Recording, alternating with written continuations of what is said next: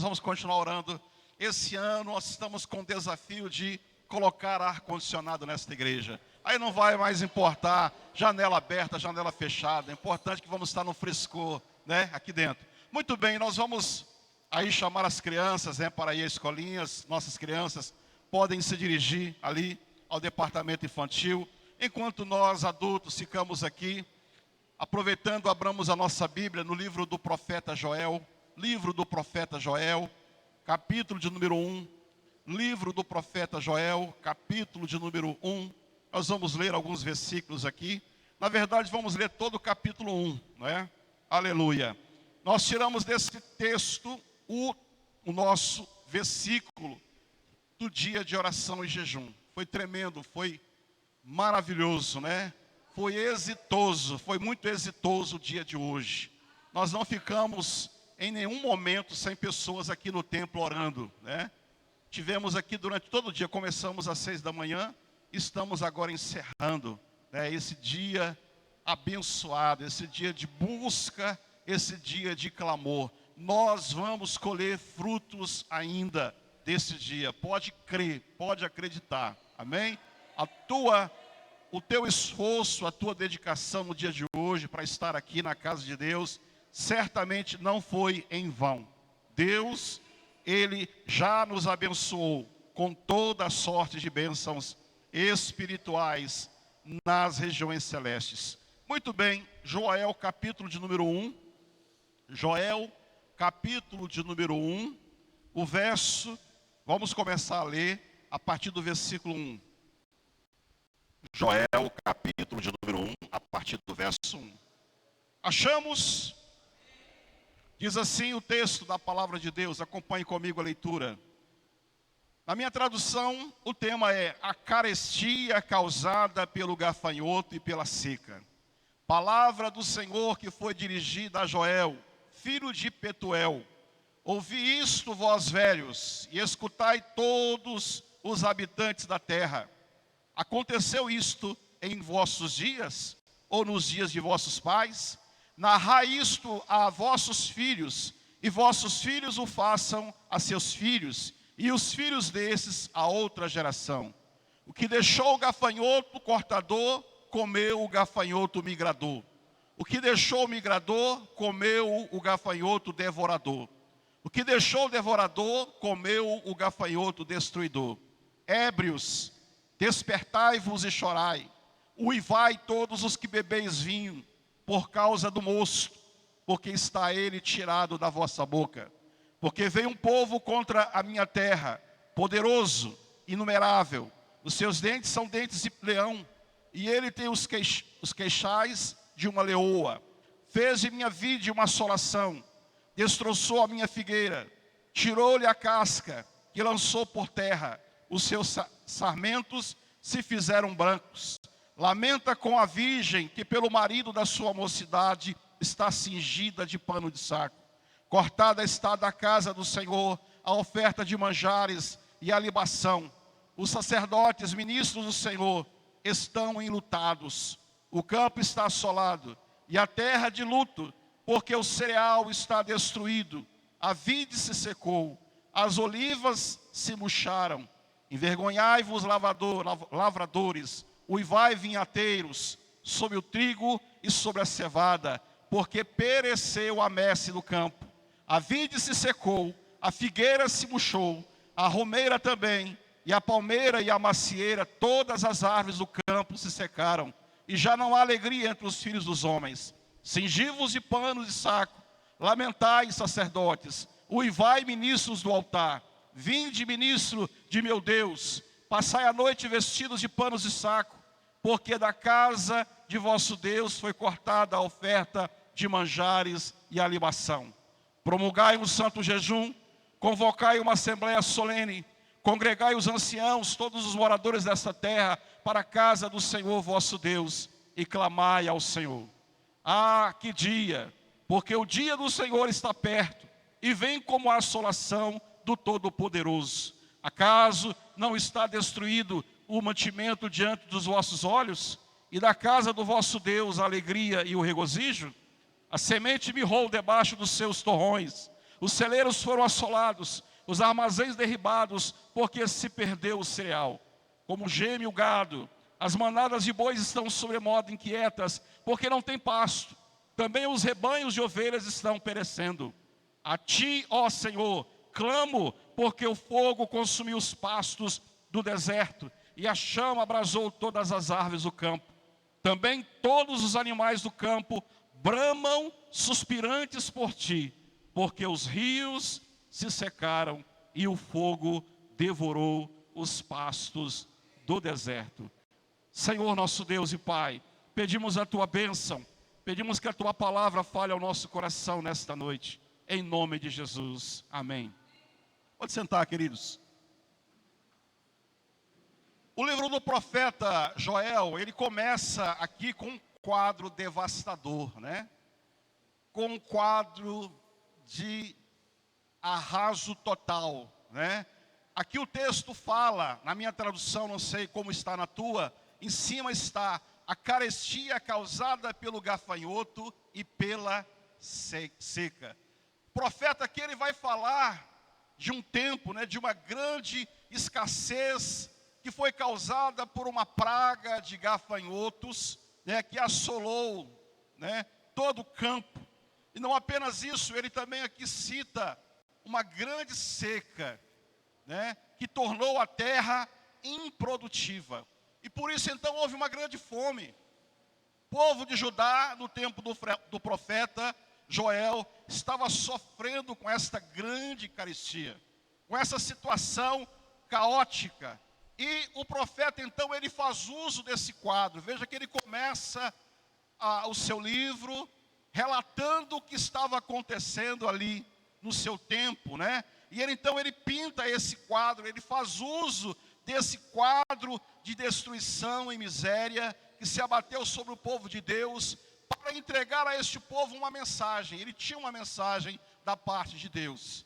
Então, primeiramente, ele procura aqui impactar, né? Ele procura aqui impactar aquelas pessoas do seu tempo, mostrando para eles a dura realidade que eles estavam vivendo.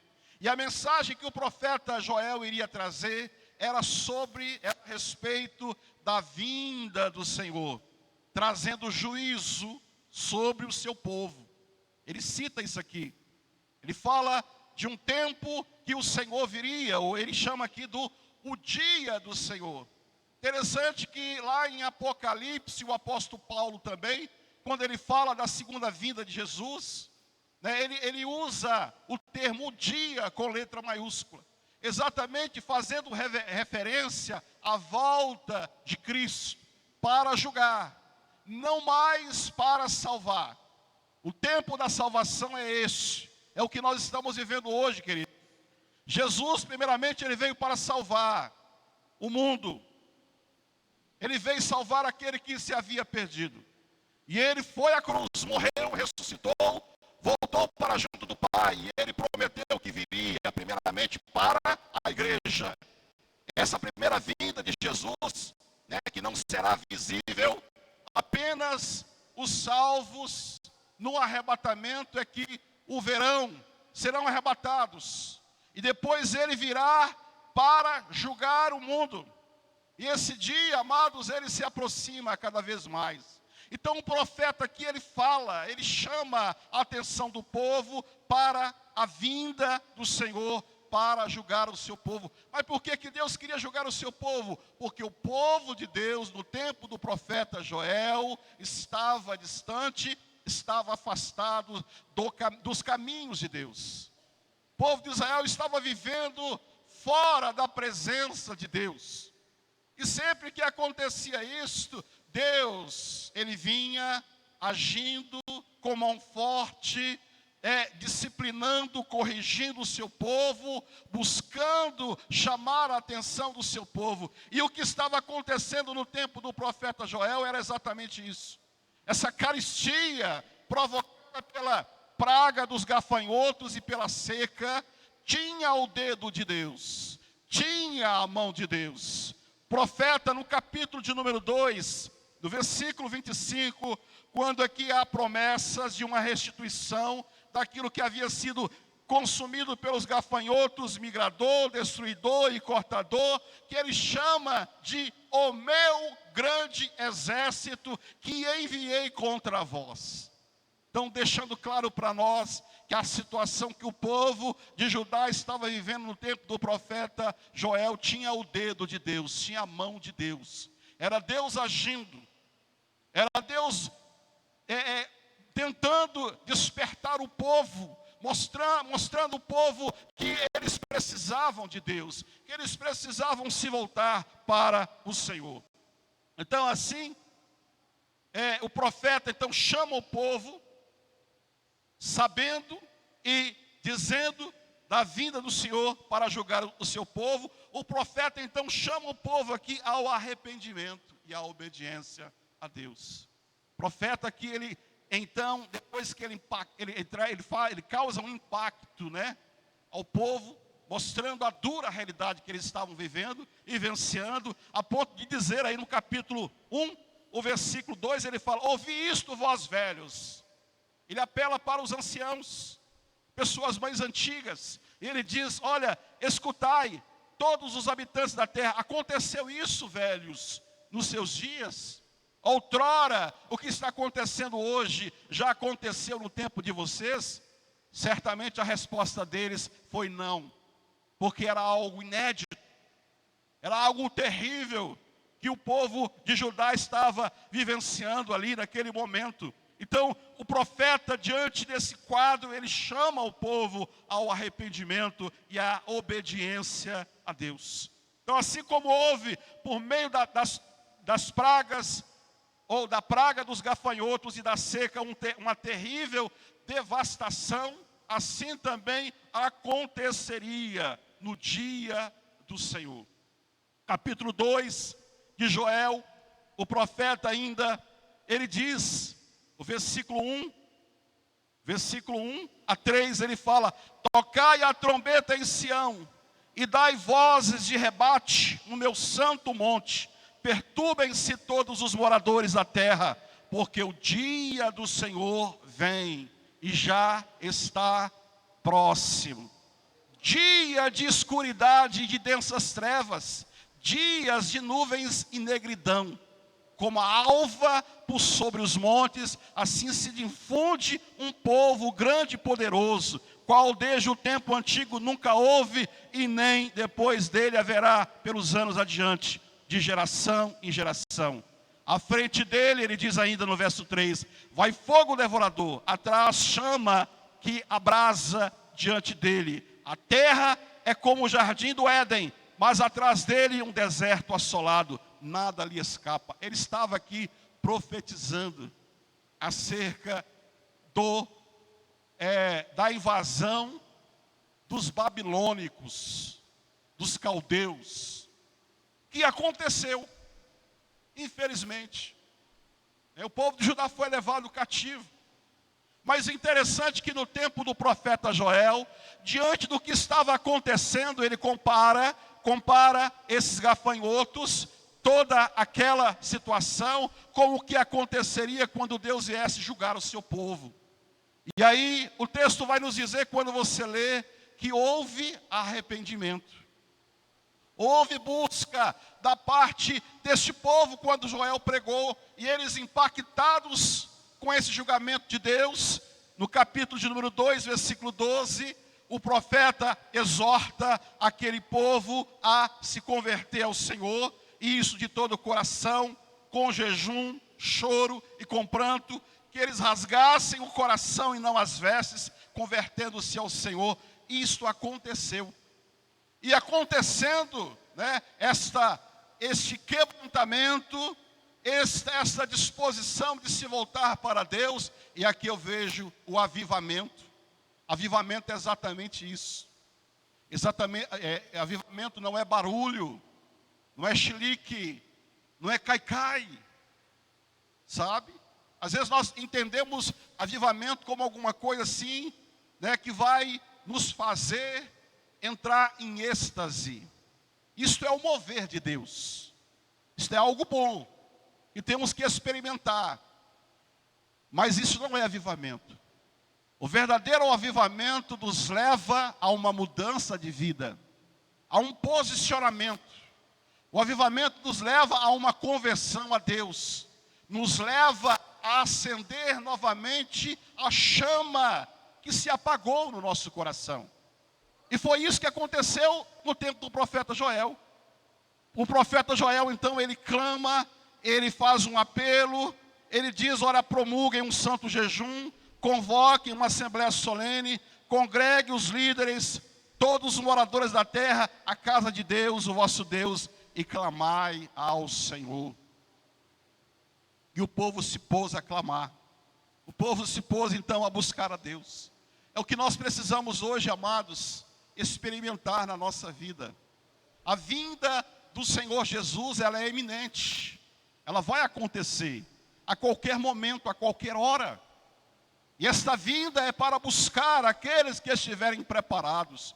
Os que não estiverem preparados permanecerão aqui para um tempo ainda pior. Um tempo de grande tribulação. Para depois desse tempo de grande tribulação, vir o juízo final. Esse dia que o profeta Joel e o apóstolo Paulo diz que é dia de escuridade, de densas trevas. Então nós precisamos hoje, nesse tempo que ainda vivemos, chamado tempo da graça, onde a porta ela está escancarada para todos nós, adentrar por ela, buscar ao Senhor, porque hoje o Senhor pode ser achado por cada um de nós, mas chegará um tempo que Ele não vai ser mais achado, Ele vai ser procurado, mas a porta vai estar fechada. Então a porta hoje da graça está aberta, o tempo de buscar a Deus, por isso que Isaías diz, buscai ao Senhor enquanto se pode achar, invocai ao Senhor enquanto há tempo. Ainda dá tempo, igreja. Ainda dá tempo de um avivamento, ainda dá tempo de uma renovação, de uma restauração espiritual para a minha vida e para a sua vida. Ainda dá tempo para voltarmos às práticas das primeiras obras. Ainda dá tempo para voltarmos ao primeiro amor. Ainda dá tempo. Era isso que Joel estava dizendo. E Joel apela para a misericórdia de Deus. Deus é um Deus misericordioso. Uma vez que nós nos voltamos para Ele, isto com o coração quebrantado, contrito, reconhecendo os nossos pecados, as nossas falhas, reconhecendo que somos necessitados de Deus, de que precisamos dEle, porque Ele é a fonte de água, a água viva. Ele é a única fonte que mata a nossa sede. Ele é a única fonte. Às vezes nós estamos, como muitos do tempo do profeta Jeremias, estamos cavando cisternas que não podem dar água. Nós precisamos, como o povo no tempo do profeta Joel, precisamos nos voltar para Deus, né? Olha que interessante. Então, Deus, na verdade, Ele não tem prazer. Deus estava disciplinando o seu povo. Deus não tem prazer na disciplina do seu povo, apesar de muitas vezes a disciplina ser necessária. Deus não tem prazer em disciplinar o seu povo. Mas muitas vezes Deus vai fazer, e Ele vai fazer por amor, Ele vai fazer para não nos perder para o mundo, para o diabo. E foi isso que Deus fez com o seu povo, quando levou o povo dele ao cativeiro babilônico. O povo, quando foi para lá, o povo foi tratado. Deus trabalhou na vida daquele povo, e aquele povo voltou. Quando eles voltaram para a sua terra, eles eram um outro povo. Era um povo curado da idolatria, porque eram idólatras. Eles se misturaram com outros povos, com outras nações, e passaram a adorar os seus deuses. Deixaram o único Deus verdadeiro pelos deuses com letra minúscula. Então Deus, Ele não tem prazer na disciplina do seu povo, apesar de muitas vezes a disciplina ser necessária. E é por isso que Deus, nos exorta ao arrependimento e a buscar a sua presença. Verso 12 e 13, Ele diz: assim Ainda assim, agora mesmo, diz o Senhor, convertei-vos a mim de todo o vosso coração, e isto com jejuns e com choro e com pranto. Rasgai o vosso coração e não as vossas vestes. Convertei-vos ao Senhor vosso Deus, porque Ele é misericordioso, Ele é compassivo e tardio em irar-se, e grande em benignidade, e Ele se arrepende do mal. Então a seca e a praga de gafanhotos que afligiu a terra ali de Judá, vieram por uma ação de Deus, em querer quebrantar o coração do seu povo, e levar o seu povo a buscar novamente ao Senhor. Por isso que o versículo 14, que tomamos como base do nosso dia de jejum e oração, o profeta ele diz para o povo: promulgai um santo jejum, convocai uma assembleia solene, congregai os anciãos e todos os moradores dessa terra para a casa do Senhor, o vosso Deus, e clamai ao Senhor. Capítulo 2, versículo 15 ainda, e o versículo 16 fala: tocai a trombeta em Sião, promulgai um santo jejum, proclamai uma assembleia solene, congregai o povo, santificai a congregação, ajuntai os anciãos, reuni os filhinhos e os que mamam, saia o noivo da sua recâmara e a noiva do seu aposento. Olha a urgência, olha a necessidade. Diz que até aqueles que mamavam, imaginemos aqui as mães indo para o templo com seus filhinhos no colo, dando ainda leite no peito para essas crianças, mas a essas também o Senhor chamou, como no dia de hoje. A convocação era para todos nós, é para toda a igreja, porque todos nós precisamos, todos nós necessitamos. Como eu disse aqui há pouco, graças a Deus hoje nós não tivemos buraco no nosso horário, sempre tinha alguém aqui orando no seu horário, os grupos, os ministérios. Isso foi muito bom, foi positivo, mas faltou muitas pessoas hoje aqui, muita gente. E nós estamos no ano, queridos, do avivamento. O avivamento aponta para a oração, para jejum, para a consagração, para estudo da palavra de Deus, para estar no templo. O avivamento é resultado desta dedicação minha e sua às coisas de Deus. As coisas não vão acontecer, os milagres de Deus, o mover de Deus, o agir de Deus, a bênção de Deus, ela não vai acontecer na igreja se nós não buscarmos ao Senhor. Uma vez que Joel apontou o quadro, olha, esta é a dura realidade. E eu não sei se você sabe, se você tem notado, se você é sensível, você tem visto o que tem acontecido nos nossos dias. Tem ou não tem? Está tudo muito bem, está tudo muito bom para você? Você liga a televisão lá, abre lá no jornal, ou em um outro canal, qualquer coisa que você vê na televisão, ou que você escuta, que você vê na internet, que você recebe pelo WhatsApp, pelas redes sociais, isso não te incomoda? Isso não leva você a uma reflexão de que estamos no fim do mundo? De que realmente Jesus está voltando? E o que vamos fazer em relação a isso? Será que nós estamos preparados, estamos prontos para receber o nosso Salvador que virá nos buscar? Ele virá buscar uma noiva incorruptível, uma noiva santa, uma noiva imaculada. E o próprio Jesus, ele assumiu o compromisso de preparar sua noiva. Então a igreja está sendo preparada para esse encontro com o Senhor dos ares. Mas será que eu estou me deixando ser preparado por Ele?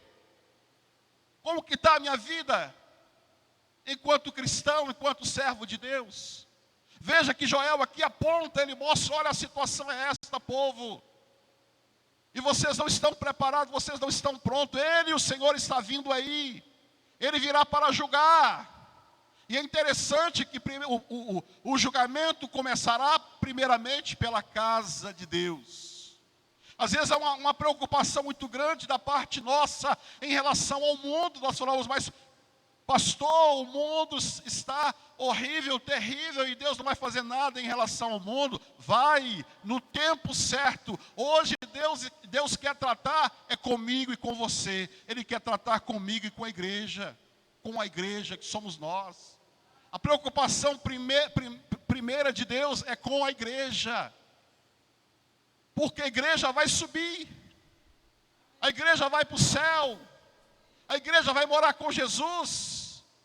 E a igreja precisa estar preparada. Esse tempo que estamos vivendo aqui na terra é de preparação. Hebreus vai dizer para nós no capítulo 12, versículo 14, né? Segui a paz com todos e a santificação, sem a qual ninguém verá o Senhor. Você é santo? Você tem tido um viver santo? Como está a tua vida, espiritualmente falando? Como que está o teu relacionamento com Deus? Como que está o teu relacionamento com os irmãos? Como que está o teu relacionamento com a igreja? Como que está a tua comunhão com Deus? Como que está o teu fervor espiritual? O que é prioridade na sua vida hoje? Deus ocupa o primeiro lugar da tua vida, ou Ele é segundo, terceiro ou último? Tudo isso precisa estar presente na minha mente como reflexão. Examine-se, pois, o homem a si mesmo. Preciso estar fazendo um autoexame. E se eu não estou da forma como a Bíblia diz que eu preciso estar, eu preciso mudar ainda hoje. Eu preciso, como Joel aqui está dizendo, quando ele apela para a misericórdia de Deus. A misericórdia de Deus é para com aqueles que se arrependem. A misericórdia de Deus é para com aqueles que se voltam a Deus, a Ele. Porque está escrito, Ele vai julgar. Mas quem não vai julgar? Aqueles que se arrependerem. Aqueles que, uma vez afastados de Deus, se voltam para Deus, esses não serão julgados. É a misericórdia de Deus agindo na vida desses. Porque a misericórdia é Deus não dar aquilo que eu mereço. Eu não mereço o céu, mas eu preciso, através do Espírito Santo e de Deus, que é santo, me preparar para ir para o céu, porque no céu não entra qualquer coisa. Nós não entramos no céu de qualquer jeito. E se nós almejamos o céu, temos que nos preparar para ir para lá. E quem nos prepara é o próprio Deus através do Espírito Santo. O Espírito Santo de Deus que nos foi dado. Ele não está hoje fora de nós, Ele está dentro de nós. E Ele fala ao nosso coração por meio da sua palavra, lida, ouvida, meditada. Palavra de Deus, como água, nos limpa, nos purifica.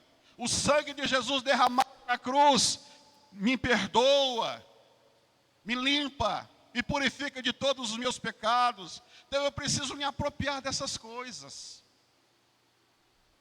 Nós estamos vivendo um tempo de superficialidade.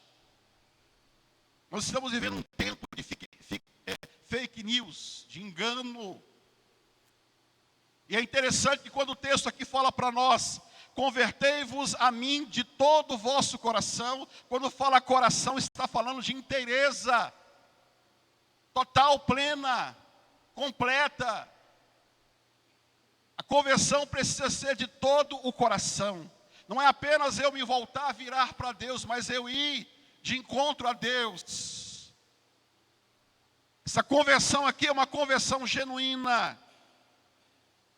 E ele diz mais o texto, né? Rasgai o vosso coração e não as vossas vestes. Convertei-vos ao Senhor vosso Deus, porque Ele é misericordioso e compassivo, tardio em irar-se e grande em benignidade, e se arrepende do mal. Ele diz, rasgai o vosso coração e não as vossas vestes. O que é rasgar o coração? É se abrir para Deus, é ser sincero, é ser verdadeiro, é ser transparente. Às vezes nós queremos enganar Deus, como enganamos o homem. Deus ninguém engana, porque Deus ele olha para mim, para você, Ele não me vê no exterior, Ele me vê no interior, Ele me conhece por fora e por dentro. Deus me conhece por inteiro. Interessante que quando Jesus falava com aquela mulher samaritana, Ele diz para aquela mulher, lá em João 4, 23, 24, que Deus procura adoradores que o adorem como? Em espírito e em verdade. Eu posso adorar Deus de mentirinha? Posso. E às vezes eu adoro Deus assim. Então veja, queridos, que o cristianismo, o cristianismo, o ser cristão, não é algo, não é brincadeira, é qualquer coisa, é algo profundo. E nós estamos vivendo um tempo onde as pessoas estão brincando de ser cristãos, estão brincando de servir a Deus. Nós estamos chegando um momento que temos que parar com as brincadeiras. Nós temos que levar Deus a sério. Nós temos que viver, estamos dizendo que somos cristãos, precisamos realmente. E ser cristão é ser um seguidor de Cristo. É viver a vida de Cristo em mim. E para que eu viva a vida de Cristo na minha vida, eu preciso morrer para mim mesmo. Preciso renunciar. Por isso que Jesus falou, olha, se alguém quer vir após mim, negue a si mesmo, tome a sua cruz e só depois me siga. O Evangelho é o Evangelho da cruz, do sacrifício, da renúncia, da dedicação. Então nós precisamos entender isso. E aqui nós vemos então Deus, por meio do profeta, revelando esse desejo que ele tinha, que o seu povo fosse transformado, que o seu povo fosse abençoado por ele, que o seu povo saísse daquela situação de sofrimento a qual eles se encontravam, que na verdade era resultado direto dos seus pecados. Muitas vezes os sofrimentos que nós carregamos, experimentamos na nossa vida, é resultado direto dos nossos pecados, é consequência dos nossos pecados. E Deus, Ele quer mudar a minha e a sua sorte. Quando nós olhamos para o mundo, nós vemos um mundo que jaz no maligno. Nós vemos muitas pessoas sofrendo no mundo. Tantas coisas acontecendo. Hoje eu vi outro acidente. Depois que eu estou ficando assim até meio que traumatizado com um acidente. Hoje vi outro acidente aqui. Nem sei se a pessoa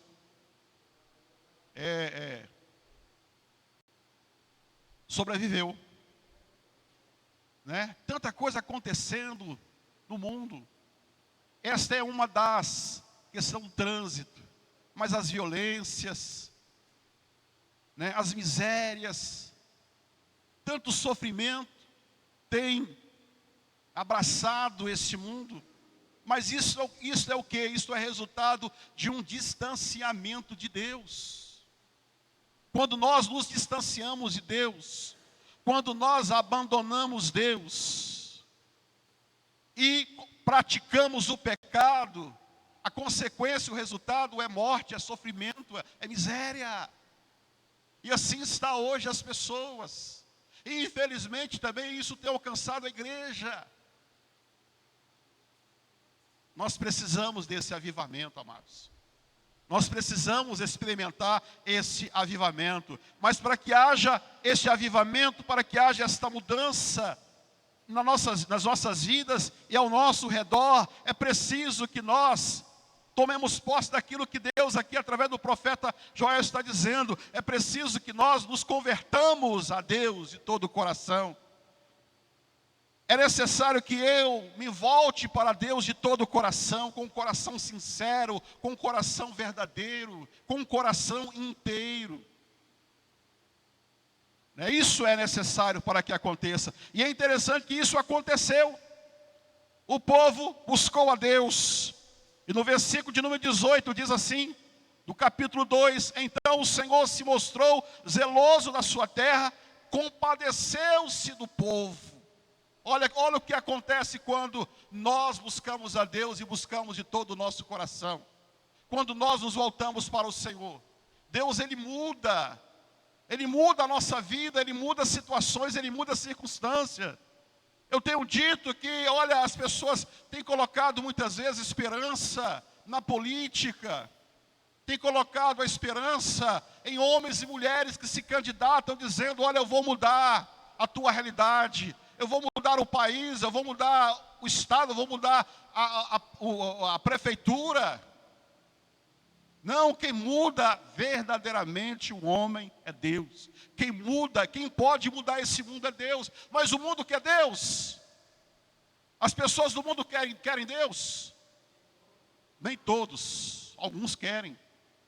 E os que querem têm experimentado mudança, eu sou prova disso. Você que está aqui nessa noite é prova disso. Os rapazes da recuperação que estão aqui é prova disso. Deus, quando Ele encontra lugar no coração do ser humano, Deus muda a sua vida, muda a sua história e muda também as pessoas que estão à sua volta. Elas são alcançadas. Esta é a resposta, ou esta é a solução para o mundo que nós vivemos. E aí nós vemos então que uma vez que o povo se voltou para Deus, começaram então a acontecer mudança. Capítulo 2, a partir do versículo 18, e os versículos seguintes, nos diz que após Judá buscar a Deus e se converter de todo o coração, isto é avivamento. Isto é avivamento. Esse se converter a Deus de todo o coração. Deus então mudou a sua sorte. Verso 19 fala que Deus trouxe de volta o cereal, o vinho e o óleo, que estava escasso, que não existia mais. Deus trouxe de volta a alimentação para o povo. Verso de número 20 diz que Ele lançou para longe o exército que vinha do norte. Deus o destruiu. Deus agiu de forma poderosa, diz o versículo 20. Porque o povo naquele tempo, além de toda essa miséria, o povo era constantemente atacado por povos vizinhos que vinham e destruíam, e matavam e saqueavam. Mas uma vez que esse povo se voltou para Deus, que experimentou o avivamento, tudo mudou. Deus começou então a guardar, a proteger, e aqui o versículo 20 fala que aquele exército que vinha do norte, Deus destruiu aquele exército, Deus agiu de forma poderosa. Diz mais que os animais que não tinham alimentos, passaram a ter, porque o campo começou novamente a arvorecer, porque o arvoredo dará o seu fruto, figueira e vide produzirão com vigor. Diz mais o texto, no versículo 23, Deus deu chuva. Ou Deus aqui está dizendo que Ele daria chuva como outrora, como acontecia outrora, vinha chuva. Cadê? Versículo de número 23.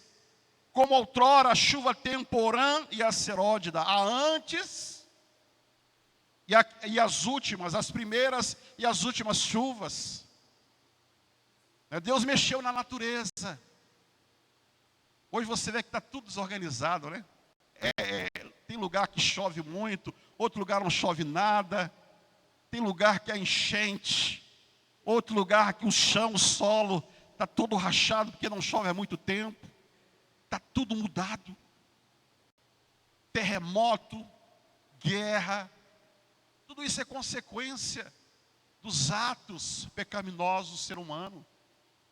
É resultado da desobediência, do distanciamento de Deus. Veja que quando o povo volta para o Senhor, Deus começa então a mudar tudo, A chuva volta a ser derramada sobre a terra de Judá.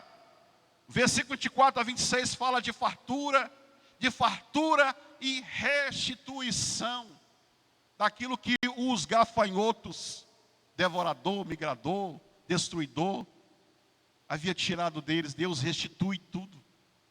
E Deus faz isso com cada um de nós. Às vezes o pecado, o mundo, o diabo tira tudo de nós, tira até a dignidade. Mas uma vez que eu me volto para o Senhor em arrependimento, que eu me converto ao Senhor, Ele me restitui tudo. Ele me faz novo, né? Ele transforma a minha vida, né? Ele realiza coisas extraordinárias. E é isso que pela manhã eu estava dizendo na questão da murmuração. Às vezes nós nos esquecemos quem éramos, de onde saímos, esquecemos daquilo que Deus já fez na nossa vida. Nós temos que muitas vezes parar um pouco e nos lembrar de situações terríveis que tivemos no passado, e o que Deus fez e continua ainda a fazer hoje na nossa vida. E às vezes nós temos um coração ingrato, nós não temos mais aquela disposição de estar com Ele, com Deus, porque uma vez que fomos abençoados, dizemos para Deus: Senhor, muito obrigado, tchau e benção, estou indo, fui, e me esqueço de Deus. É loucura isso. Permaneça com Ele, com Deus, permaneça na presença do Senhor, busque ao Senhor todos os dias da sua vida, amém? Busque ao Senhor todos os dias da sua vida. Deus, ainda por fim, no verso 27, Ele diz que estaria novamente no meio do seu povo, porque Ele não estava. Ele não queria estar com o seu povo, não, Ele queria, mas o povo não queria estar com Ele. O povo se afastou de Deus. Quando eu falo de conversão, o que é conversão? Eu estar andando numa direção, de repente eu mudo de direção. Eu estar numa direção errada, né? Deus está para trás, eu estou aqui nessa direção. Mas de repente eu reconheço que o caminho, a direção que eu estou tomando é errada. E eu então mudo de direção. Converter é mudar de direção. É mudar de rumo. É mudar de vida. Deus, Ele quer estar comigo e com você, mas muitas vezes nós não queremos estar com Ele, porque nós tomamos um outro rumo, uma outra direção. Pegamos um outro caminho, que não é o caminho, que é Jesus. O caminho com letra maiúscula, porque existem caminhos que Provérbio vai dizer que para o homem parece ser um caminho direito, mas o fim é caminho de morte. Então, quando eu me reconheço num caminho que não é o caminho de Deus, fazendo coisas que não é de Deus, eu preciso me converter, me voltar para Ele, estar com Ele. Como Ele diz no versículo 27, aí Ele fala: sabereis que eu estou no meio de Israel, e que eu sou o Senhor, o vosso Deus, e não há outro, e o meu povo jamais será envergonhado. Longe de Deus é só vergonha, é só vexame, é só ruína, mas com Deus é só glória, é só bênção. Por isso que nós não podemos abandonar o nosso Deus por nada. Pastor, mas tem sido difícil para mim. É verdade, mas isso aí estava profetizado. É os últimos dias, seriam dias difíceis, mas nós não podemos abandonar o nosso Deus. Nós não podemos pular do barco. O barco está afundando, as coisas não estão indo muito bem para mim, mas se você pular do barco, aí você vai morrer mesmo. Do barco, cujo capitão é Jesus, ele não vai afundar. Ele pode balançar para um lado e para o outro. Eu posso ficar como os discípulos, né, desesperado, Jesus dormindo no barco, eles desesperados porque a tempestade era grande. E num dado momento eles foram até Jesus e chamaram a Jesus: Jesus, Jesus, acorda, não te dá que pereçamos. Jesus estava no barco e eles amedrontados. Mas nós estamos assim, Jesus está no barco da minha vida, eu estou amedrontado, eu estou com medo, eu estou querendo às vezes pular do barco, com Jesus dentro do barco. Tem muita gente pulando o barco com Jesus no barco. Fique no barco, o barco não vai afundar. Porque Ele, Jesus, é o capitão desse barco, que é a tua vida e a minha vida. E diz o texto que Jesus se levanta, então, Ele dá ordem aos ventos, à tempestade, ao mar revolto, e vem então a bonança. É assim que nós temos que estar. Então Deus estaria novamente no meio do seu povo, Note que somos nós, por causa dos nossos pecados, que nos afastamos de Deus e não Deus de nós. Deus continua no mesmo lugar. Por isso a conversão. Eu estava com Deus aqui e de repente tomei uma outra direção, fui me distanciando, me afastando. Deus permaneceu ali, eu me afastando. De repente eu vi que eu estava só, que as coisas não estavam dando nada certo para mim. Eu acordei para a vida. Eu sei por que eu estou passando por tudo isso. Porque eu abandonei a Jesus. Porque eu me esfriei, porque eu deixei de buscar o Senhor. Então eu me converto, eu me volto novamente para a direção dEle e vou caminhando na sua direção até estar de novo com Ele. Permanecer com Ele. Deus disse isso para o seu povo depois desse grande despertamento, depois desse grande avivamento. E para terminarmos aqui, nós temos no capítulo 2, o versículo 28, a promessa do derramamento do Espírito Santo. Joel, ele é conhecido como o profeta do avivamento. E sabe por que ele é conhecido como o profeta do avivamento? Porque nos seus dias, a sua mensagem trouxe um despertamento ao povo de Israel. Foi como nesse dia, né? Nós nos reunimos aqui para clamar a Deus, para buscar ao Senhor. Fomos convocados, promulgamos um jejum e um dia de oração, de quebrantamento, de busca do Senhor. Isso é sinal de avivamento. Isso é sinal de que vem aí uma grande chuva. Pastor, eu não estou vendo ainda. Vamos continuar a orar. Como fez o profeta. Qual foi o profeta que orou para que Deus mandasse chuva? Elias. E o profeta mandou o seu moço lá, o moço foi e olhou, falou, não tem nada não tem nenhum sinal de chuva. E ele voltou a orar. Depois mandou o moço de novo, o moço foi, voltou o profeta, não tem nada não, acho que não adianta ficar orando não. Vai lá de novo, e ele foi, voltou a orar. Na 7ª vez o moço veio dizendo, olha, eu vi lá longe uma nuvem do tamanho da palma de um homem. E o profeta disse, então fala para Acabe que vem chuva aí. Então o que nós fizemos hoje é o começo. Não podemos parar. O que você fez hoje, dedicando esse dia, e o que você tem feito na tua casa, começando esse ano, tenho certeza que muitos aqui estão sendo incomodados, incitados pelo Espírito Santo de Deus a buscar mais ao Senhor. Continue fazendo isso. Continue orando na sua casa, continue estando na casa de Deus, continue na leitura da palavra do Senhor, continue na presença de Deus, sedento de Deus, como terra seca, que necessita de água, como aquela coça que desesperada procura, ela procura, buscando sentir o cheiro de água. Assim também temos que ser cada um de nós, amados, esses dias. E você verá o que Deus vai fazer. Deus vai derramar chuva abundante. Deus vai derramar chuva sobre a tua vida sedenta, seca. Mas tem que buscar, querido. Tem que orar como fez Elias. Elias orou 1, 2, 3, 4, 5, 6, 7. Na 7ª vez é que apareceu lá a nuvem.